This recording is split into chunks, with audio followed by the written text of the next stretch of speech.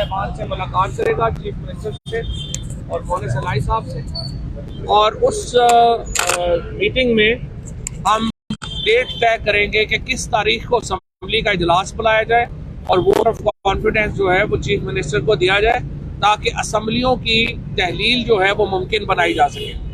हमारे तमाम मेंबरान इस वक्त 177 मेंबर जो है PTI का, वो चौधरी परवेज इलाही को बैक कर रहा है। 10 मेंबर PMLQ के अपने हैं। इस हिसाब से हमारे पास इस वक्त 187 मेंबरान जो है वो मौजूद हैं। स्पीकर को निकाल के, स्पीकर को शामिल करें तो 188 हो जाएंगे। और इंशाल्लाह ये जो तमाम लोग हैं ये परवेज इलाही साहब को कॉन्फिडेंस वोट देंगे। और ये जो तारीख है इलेक्शनों की, ये आइंदा जो हाई कोर्ट का फैसला है उससे बहुत पहले होगा और हम इसमें ताखीर नहीं करना चाहते।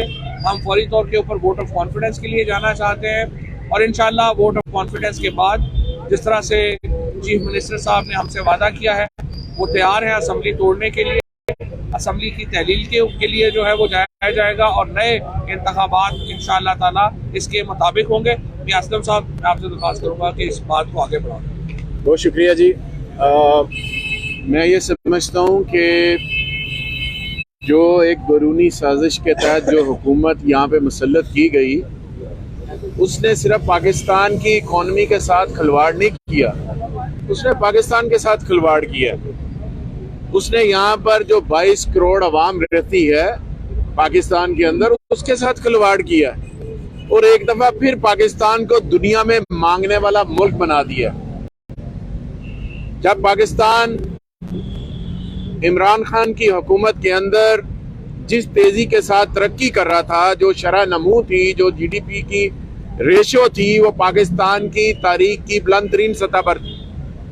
लेकिन वक्त के साथ साथ जब आपने 7 महीनों के अंदर पाकिस्तान की इकोनॉमी का देख लिया डाउनफॉल, वो आप खुद देख सकते हैं। उस अमल से जो गरीब आदमी पाकिस्तान के अंदर रहता है वो पिसकर रह गया।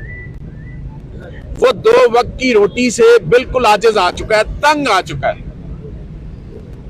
मैं इसकी मिसाल यूं दूंगा कि जिसकी आमदनी 20,000 थी उसके अखराजात 50,000 हो गए। आमदनी वहां की वही है और जिसकी वजह से गरीब आदमी सोचने पर मजबूर है कि वो क्या करे। इस हुकूमत के अंदर मैं समझता हूं कि लोग खुदकशियों पर इस वजह से जा रहे हैं कि वो अपनी औलादों का सिर्फ सोच रहे हैं, जो रियासत की औलाद है उसका नहीं सोच रहे। और उन्होंने ऐसा ही किया, अपने केसेस खत्म कराए, 1100 अरब रुपए के केसेस खत्म करवा लिए, नैब को बदल दिया, FIA के अंदर जो केसेस थे उनको ऊपर नीचे कर दिया, सिर्फ और सिर्फ अपनी जात के लिए।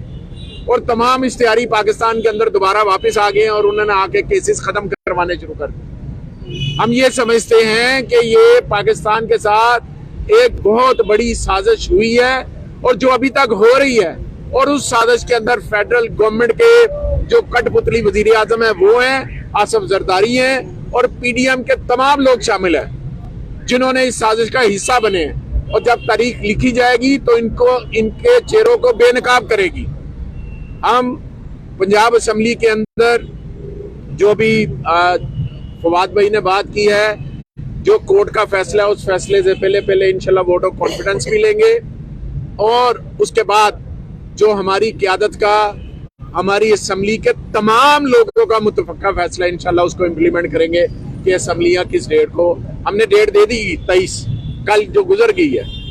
सो इसके बाद फिर हमारा जो अमल होगा कि हम चाहते हैं कि इस मुल्क के अंदर साफ शफाफ जल्द अज जल्द इलेक्शन का इनेकाद हो, ताकि जो बैरूनी अदारे हैं जो पाकिस्तान के अंदर इन्वेस्टमेंट करना चाहते हैं, जो लोग इन्वेस्टमेंट करना चाहते हैं, वो पाकिस्तान के अंदर आकर इन्वेस्टमेंट करें।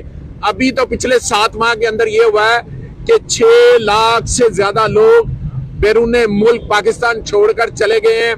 यूथ का एतबार इस नई जो हुकूमत रजीम चेंज के तसलसल में आई है वो बिल्कुल इन पे एतबार करने को तैयार नहीं है।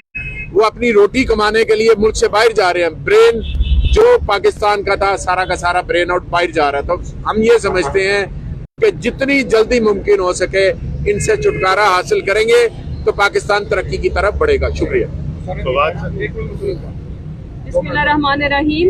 मैं मुख्तसर बात करूंगी कि इलेक्शन तो होके रहना है, लेकिन आज अल्लाह का शुक्र है कि हम आवाम की अदालत में सुरखरू हुए हैं और हम उसी अदालत में सुरखरू होना चाहते हैं। हमारी तरफ से अवाम 22 करोड़ 75 लाख गवाह है कि असम्बलियाँ तहलील हो चुकी है।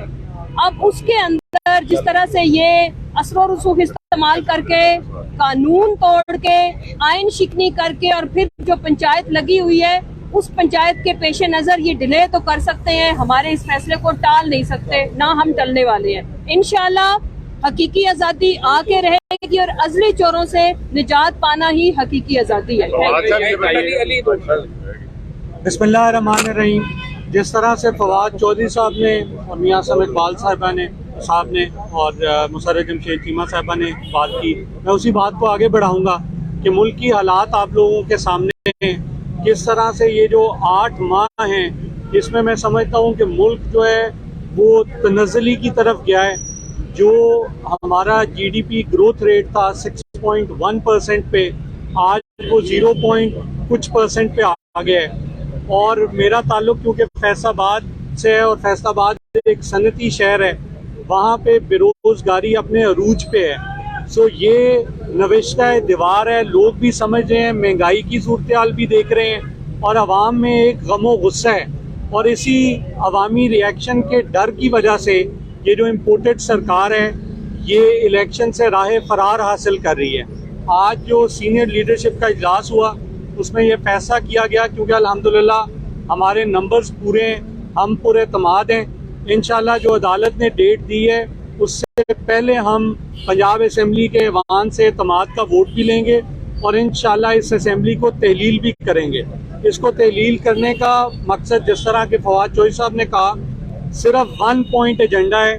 1 पॉइंट एजेंडा ये है कि मुल्क में फ्रेश इलेक्शंस का इनकाद हो, ताकि जो लोगों की चॉइस है, लोग जिसको वोट देना चाहते हैं, जिस जमात को लोग मुंतखब करना चाहते हैं और जिस शख्स को लोग वज़ीर आज़म और वज़ीर आला देखना चाहते हैं, वो फिर बरसरे इक़्तिदार आएँ और अवामी मसाइल को हल किया जा सके। फवाद साहब, जो पंजाब असम्बली का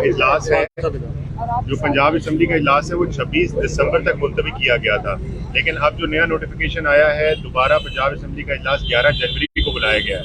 तो 11 जनवरी को ही समाअत मुलतवी की गई है। तो आप फिर एतमाद का वोट इससे पहले कब लेंगे? क्या दोबारा डेट चेंज होगी? देखिए, बात यह है कि जो रूल्स ऑफ बिजनेस हैं, स्पीकर इजलास किसी वक्त भी बुला सकता है और हमने चूँकि आप 186 नंबर तो हमने देना है, तो ये हम अपना प्लान करके हमने डेट वैसे तय कर ली है, लेकिन वो हम चूँकि चौधरी साहबान से हम कंसल्टेशन करना चाहते हैं तो इसलिए हम वो डेट अभी मीडिया के सामने नहीं रख रहे हैं, लेकिन ये उससे बहुत पहले है 11 से। कल जो अंडरटेकिंग दी गई जी, कोर्ट ने कहा कि आप नया आईनी बहरान खड़ा नहीं करेंगे, असेंबली तहलील कर एक अंडरटेकिंग दे दी गई है। वोट फॉर कॉन्फिडेंस का मतलब ये है कि इसके बाद असेंबली तहलील होगी। जी, क्या ये कंट्रडिक्शन नहीं है? ये कोर्ट नहीं, कोर्ट ने अपने फैसले में ही लिख दिया है कि अगर आप इससे पहले वोट ऑफ कॉन्फिडेंस ले लें तो उसको बार नहीं होगा, फिर वो ये केस खत्म हो जाएगा। Thank you. शुजात की मुलाकात हुई है शहबाज शरीफ के साथ दोबारा। शुजात साहब तो मिलते रहते हैं शहबाज शरीफ से। शुजात साहब जो है वो ज़ाहिर है हमारे तो बुजुर्ग हैं, हम तो कोई ऐसी बात नहीं कर सकते, लेकिन बहरहाल अभी तक उन मुलाकातों का कोई फ़ायदा नहीं हुआ और आगे भी कोई फ़ायदा नहीं होना। शुजात साहब को सिर्फ हमसे मुलाकात में फ़ायदा होना।